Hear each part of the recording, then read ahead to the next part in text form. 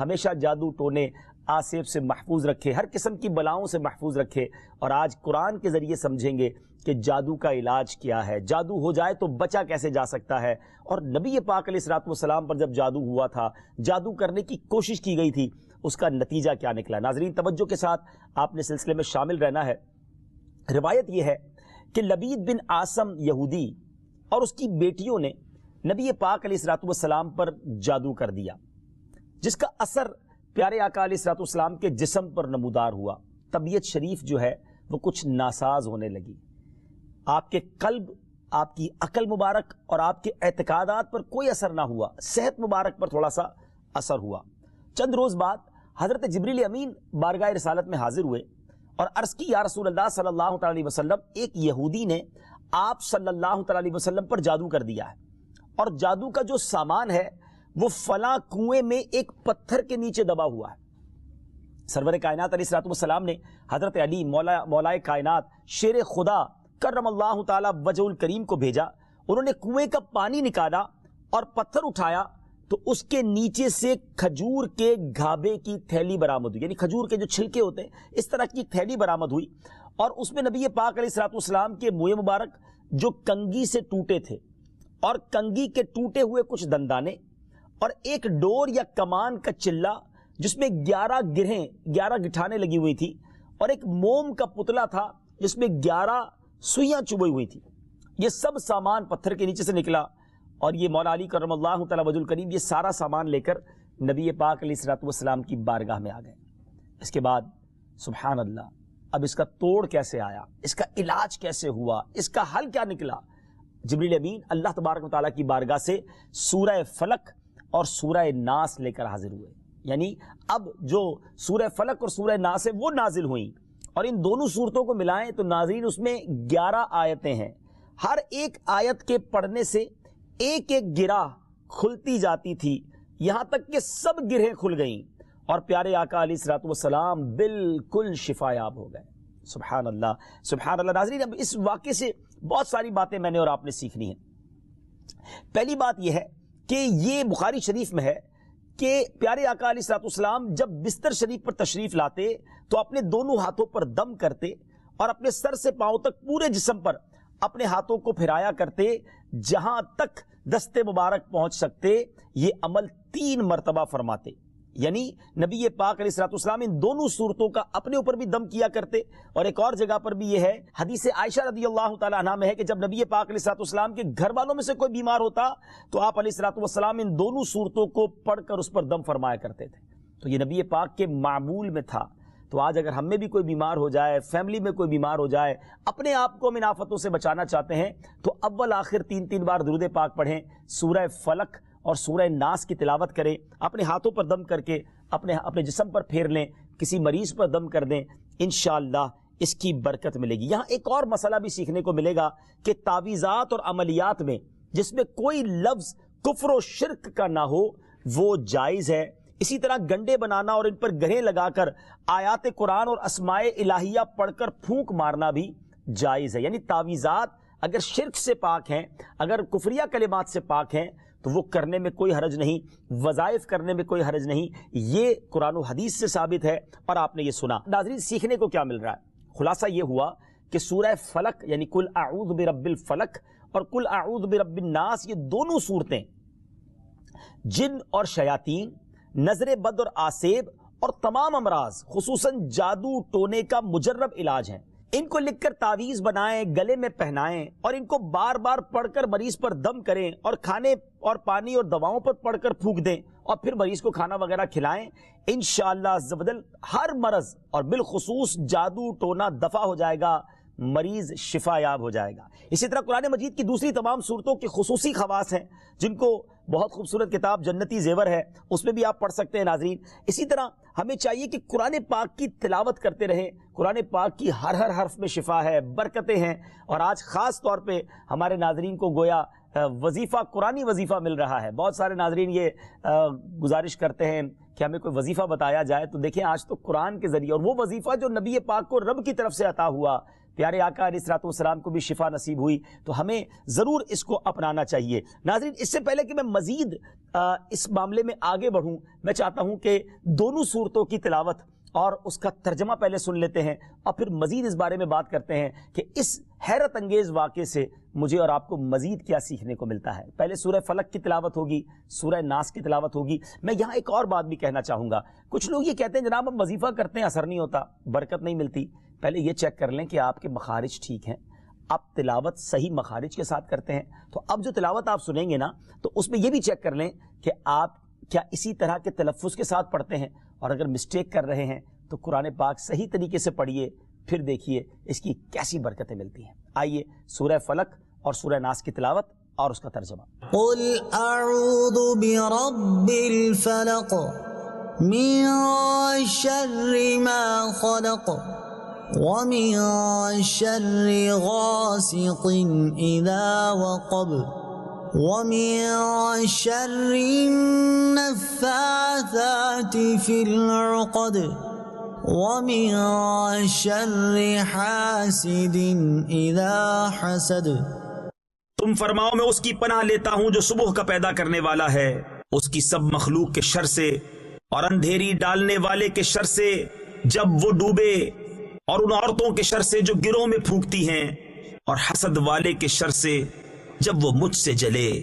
قل اعوذ برب الناس ملک الناس الہ الناس من شر الوسواس الخناس الذي يوسوس في صدور الناس من الجنة والناس. تم کہو میں اس کی پناہ میں آیا جو سب لوگوں کا رب، سب لوگوں کا بادشاہ، سب لوگوں کا خدا، اس کے شر سے جو دل میں برے خطرے ڈالے اور دبک رہے، وہ جو لوگوں کے دلوں میں وسوسے ڈالتے ہیں، جن اور آدمی. ناظرین، سورہ فلق اور سورہ ناس کے بے شمار فضائل و برکات ہیں. ایک اور حدیث پاک سنیے. حضرت عبداللہ بن خبیب رضی اللہ تعالیٰ عنہ فرماتے ہیں کہ ہم پر ہلکی بارش ہوئی اور اس وقت اندھیرا چھایا ہوا تھا، اور ہم پیارے آقا علیہ الصلوۃ والسلام کا انتظار کر رہے تھے کہ وہ آ کر ہمیں نماز پڑھائیں. پھر نبی پاک علیہ الصلوۃ والسلام ہمیں نماز پڑھانے کے لیے تشریف لائے اور ارشاد فرمایا پڑھو. میں نے عرض کی کیا پڑھوں؟ ارشاد فرمایا صبح و شام 3 بار قل هو اللہ احد، قل اعوذ برب الفلق اور قل اعوذ برب الناس پڑھو. ان کی تلاوت کرنا تمہیں ہر بری چیز سے بچائے گا.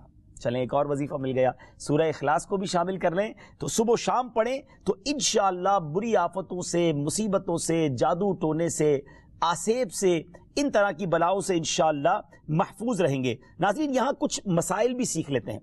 حضرت اسماء بنت امیس رضی اللہ تعالیٰ عنہ نے عرض کی یا رسول اللہ صلی اللہ تعالیٰ علیہ وسلم، جعفر کے بچوں کو جلد نظر ہوتی ہے، کیا مجھے اجازت ہے کہ ان کے لیے عمل کروں؟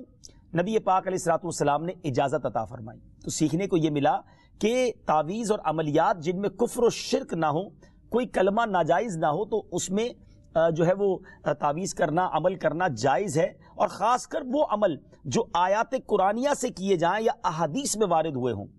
اسی طرح چند مسائل بھی سیکھنے کو ملے. یہ دونوں صورتیں جو ہیں ان کے شان نزول سے ہمیں معلومات کیا ملتی ہیں. نمبر 1، جادو اور اس کی تاثیر حق ہے. کچھ لوگ جادو کا انکار کر دیتے ہیں، یہ درست نہیں ہے. جادو اور اس کی تاثیر حق ہے کیونکہ قرآن میں اس کا ذکر ہے، اور نبی پاک علیہ الصلوۃ والسلام پر بھی آپ کی صحت مبارک پر اس کا اثر ہوا. نمبر 2، نبی کے جسم پر جادو کا اثر ہو سکتا ہے، جیسے تلوار، تیر اور نیزے کا بھی اثر ہوتا ہے. یہ شان نبوت کے خلاف نہیں ہے. ہاں، ایسا اثر نہیں ہو سکتا کہ جس سے نبوت کے متعلقہ امور میں خلل آ جائے. حضرت موسیٰ علیہ السلام کے مقابلے میں جادوگر بالآخر اس لیے فیل ہوئے کیونکہ وہاں جادو سے معجزے کا مقابلہ تھا، ورنہ حضرت موسیٰ علیہ السلام کے خیال پر بھی اس جادو نے اثر کیا کہ ان کو خیال ہوا کہ یہ لاٹھیاں، رسیاں چل رہی ہیں. نبی کریم علیہ السلام کے خیال پر بھی اسی طرح یہی اثر ہوا تھا. नंबर 3, जादू को दूर करने में सूरह फलक और सूरह नास को खुसूसी तासीर हासिल है। नंबर 4, जादू, टोने और अमलियात और असरात और बीमारियों को ख़त्म करने के लिए कुरान पाक की सूरतों और आयतों को इस्तेमाल किया जा सकता है, और बुखारी शरीफ में सूरह फातिहा को इस मकसद के लिए इस्तेमाल करने का बयान मौजूद है।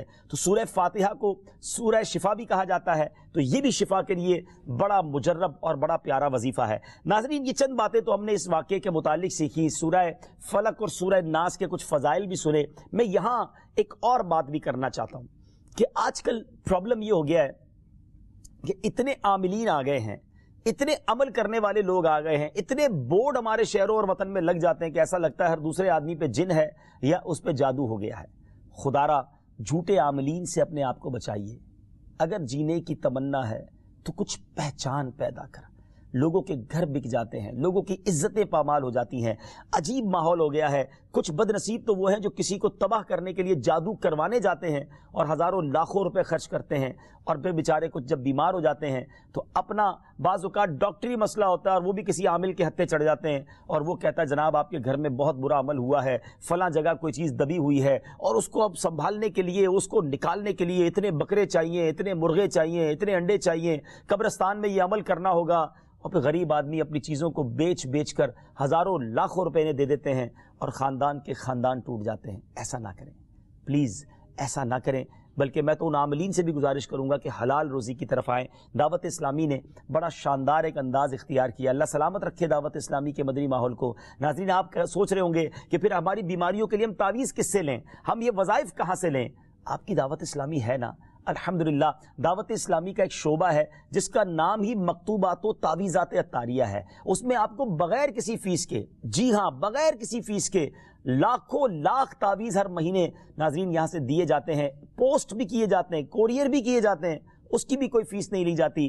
तो ये तावीज़ात आप दावत इस्लामी के मरकज़ से रब्ता करके ले लीजिए। ऑनलाइन तावीज़ात की सर्विस भी मौजूद है। हालांकि दावत इस्लामी का इस डिपार्टमेंट पर लाखों करोड़ों रुपए खर्च हो रहा है, मगर इसलिए इसको फ्री रखा है ताकि उम्मत के लिए आसानी हो। दुखियारी उम्मत जो है उनके मसाइल हल हो जाएं, न जाने किसकी दुआ लग जाए और हमारा बेड़ा पार हो जाए। हाँ, इसमें ये ज़रूर मैं कहूँगा कि वो लोग जो ये प्रोग्राम देख रहे हैं और उनको लगता है कि मैं इस शोबे को सपोर्ट करूँ, दावत इस्लामी जिस शोबे में खर्च कर रही है और न जाने कितने दुखियारे मुसलमानों की दुआएं ले रही है, तो अगर आप दावत इस्लामी के शोबा तावीज़ात अत्तारिया में सपोर्ट करना चाहते हैं, अपना डोनेशन देना चाहते हैं, तो भी हमसे रब्ता कर लीजिए। लेकिन प्लीज़ इन झूठे आमिलों से अपने आप को बचाइए। और मुझे जो नाजरीन सुन रहे हैं, हर बंदे पर जादू नहीं होता, हर बंदे पर जिन नहीं आ जाता, हर बात में वसवसा ना लाया करें, वज़ाइफ पढ़ लिया करें। सुबह शाम ये वजीफा हमें नबी पाक ने दे दिया है, सुबह घर से पढ़कर निकले, शाम घर पर आकर सोने से पहले पढ़ ले, आयतल कुर्सी सोने से पहले पढ़ ले। अल्लाह ने चाहा खैर आपका मुकद्दर रहेगी,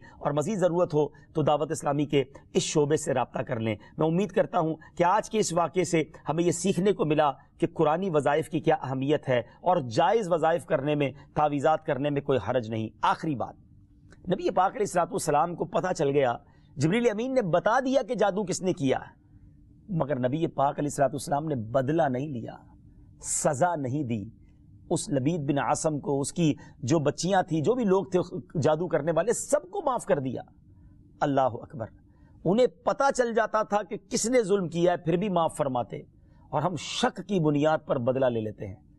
कोई आमिल कह देता है तुम्हारे घर में सीन नाम की कोई औरत है, उसने ये किया है। अब जितने सीन नाम वाले हैं सबके साथ बदगुमानी शुरू, जब से सबसे लड़ाई शुरू, सबके बारे में बुरा सोचना शुरू। इंसान ही से गलती होती है, माफ़ी करने वाला जहन रखिए। माफ़ करेंगे अल्लाह ताला आपको माफ़ कर देगा, रहम करेंगे आप पर रहम किया जाएगा। अल्लाह मुझे और आपको नबी पाक अलैहिस्सलाम की इस मुबारक सीरत से सीखना नसीब फरमाए कि अगर किसी से गलती हो भी गई है, किसी ने हमारा बुरा चाहा भी है और पता भी चल गया है, तो माफ़ करना अल्लाह को बड़ा पसंद है। मुश्किल ज़रूर है, दिल चाहता है मैं भी बदला लूँ, लेकिन मज़ा भी तो यही है ना कि दिल चाह भी रहा है, गलत भी किया है सामने वाले ने और मैं बदला ले भी सकता हूँ, फिर भी अल्लाह की रज़ा के लिए माफ़ कर दें और इस नीयत से माफ़ करें, मेरे मालिक मैं तेरे बंदे को माफ़ कर रहा हूँ, तो मुझ गुनाहगार को माफ़ फरमा दे। अल्लाह करीम ज़रूर करम फरमाएगा, और यही इस्लाम की खूबसूरती है। अल्लाह मुझे और आपको माफ़ी और दरगुजर का ज़हन नसीब फरमाए। हमारे सिलसिले पैगाम कुरान में हम यही कोशिश करते हैं कि कुरान पाक से कोई मैसेज, कोई पैगाम आपकी तरफ बढ़ाया जाए। तो आज अल्हम्दुलिल्लाह आपके लिए ये पैगाम था कि कुरान पाक पढ़िए, उस पर अमल कीजिए اس کو پڑھ کر اپنے اوپر دم بھی کیجئے اور پھر کسی سے غلطی ہو جائے تو معاف بھی کیجئے۔ وقت ہوا ہے ایک اگلے سیگمنٹ کا جس کا نام ہے تعارف قرآن۔ پیغام قرآن۔ ناظرین، وقت ہوا ہے ہمارے بہت ہی خوبصورت سیگمنٹ تعارف قرآن کا، اور آج تعارف قرآن میں ہم قرآن پاک کی انہی دو صورتوں کی بات کریں گے جس کا ذکر ہم نے اپنے سلسلہ پیغام قرآن میں کیا، یعنی سورہ فلق اور سورہ ناس۔ سب سے پہلے بات کرتے ہیں سورہ فلق کی۔ سورہ فلق مدینہ منورہ میں نازل ہوئی، اور ایک قول یہ ہے کہ مکہ مکرمہ میں نازل ہوئی۔ پہلا قول زیادہ صحیح ہے کیونکہ اس کے شان نزول سے اسی کی تائید ہوتی ہے۔ رکوع اور آیات کی تعداد، اس صورت میں 1 رکوع اور 5 آیتیں ہیں۔ فلق نام رکھنے کی وجہ، فلق کے کئی معنی ہیں اور یہاں اس سے مراد صبح ہے، اور چونکہ اس صورت کی پہلی آیت میں یہ لفظ موجود ہے اس مناسبت سے اسے سورہ فلق کہتے ہیں۔ پیارے آقا علیہ الصلوۃ والسلام نے ایک بار اس سورت کے بارے میں ارشاد فرمایا، کیا تم نے نہیں دیکھا کہ آج رات مجھ پر ایسی آیتیں نازل ہوئی ہیں جن کی مثل نہیں دیکھی گئی؟ وہ آیتیں قل اعوذ برب الفلق سورت کے آخر تک اور قل اعوذ برب الناس سورت کے آخر تک ہے۔ سبحان اللہ۔ تو اس سورت کے بارے میں بڑے فضائل نبی پاک علیہ الصلوۃ والسلام نے ارشاد فرمائے۔ ایک بار حضرت عابس جوہنی رضی اللہ تعالیٰ عنہ سے روایت ہے کہ نبی پاک علیہ الصلوۃ والسلام نے ارشاد فرمایا، میں تمہیں وہ کلمات نہ بتاؤں جو شریر جنات اور نظر بد سے اللہ تعالیٰ کی پناہ طلب کرنے میں سب سے افضل ہیں؟ انہوں نے عرض کی، یا رسول اللہ صلی اللہ تعالیٰ علیہ وسلم کیوں نہیں، آپ ضرور بتائیے۔ ارشاد فرمایا وہ کلمات یہ دونوں صورتیں ہیں، قل اعوذ برب الفلق اور قل اعوذ برب الناس۔ سبحان اللہ سبحان اللہ۔ اب آئیے سورہ ناس کے بارے میں کچھ سن لیتے ہیں، اس کی فضیلت بھی جان لیتے ہیں۔ سورہ ناس جو ہے ناظرین، یہ قرآن پاک کی ترتیب کے لحاظ سے سب سے آخری سورت ہے۔ اس کا مقام نزول، سورہ ناس زیادہ صحیح قول کے مطابق مدنی ہے۔ اس سورت میں 1 رکوع اور 6 آیتیں ہیں۔ الناس نام رکھنے کی وجہ، عربی میں انسانوں کو الناس کہتے ہیں، اور اس سورت کی پہلی آیت میں یہ لفظ موجود ہے، اس مناسبت سے اسے سورہ الناس کہتے ہیں یا اسے سورۃ الناس کہتے ہیں۔ سورۃ الناس کے مضامین، اس سورہ مبارکہ میں ان جنات اور انسانوں سے اللہ تعالیٰ کی پناہ مانگنے کی تعلیم دی گئی ہے جو لوگوں کے دلوں میں وسوسے ڈالتے ہیں۔ سورہ فلق کے ساتھ اس کی مناسبت کیا ہے؟ سورۃ الناس کی اپنے سے ماقبل سورت سورہ فلق کے ساتھ مناسبت یہ ہے کہ سورہ فلق میں ظاہری شر سے اللہ تعالیٰ کی پناہ مانگنے کی تعلیم دی گئی تھی، اور اس سورت میں خفیہ شر سے اللہ تعالیٰ کی پناہ مانگنے کی تعلیم دی گئی ہے۔ اللہ تعالیٰ ہمیں ہر طرح کے شر سے محفوظ فرمائے، قرآن پاک پڑھنے، سمجھنے اور اس پر عمل کرنا نصیب فرمائے۔ مدنی چینل دیکھتے رہیے، اگلے سلسلے میں ایک اور پیغام قرآن لے کر حاضر ہوں گے۔ صلو علی الحبیب صلی اللہ تعالی علی محمد صلی اللہ علیہ وسلم۔ رب کا ہے فرمان، اس پہ جا قربان، پیغام قرآن۔